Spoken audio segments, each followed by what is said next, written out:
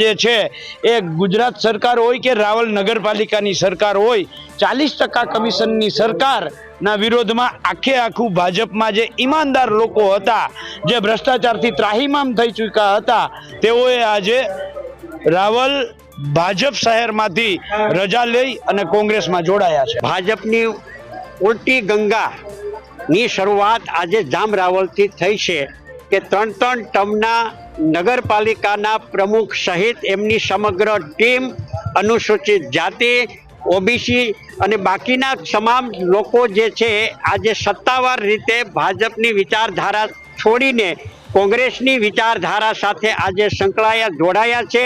એટલે હું ગુજરાત પ્રદેશ કોંગ્રેસ સમિતિ વતી જે લોકો આજે જોડાણા છે એમનો ખૂબ ખૂબ હૃદયપૂર્વક આવકારું છું। આજથી લગભગ 3 મહિનાથી અમે લડત આપીએ છીએ, વારંવાર રજૂઆત કરીએ છીએ, એનો કોઈ જાતનો નિકાસ આવ્યો નહીં। પછી અમે એકવાર પાલભાઈને મળ્યા, ત્યારથી અમારી ગ્રાન્ટોનું થોડું કામ અમને આશા જાગી કે અમારા કામ થઈ જશે, એટલે હું આજથી કોંગ્રેસમાં જોડાઉં છું અને તમામ પાર્ટીમાં હું દિલથી મદદ કરીશ।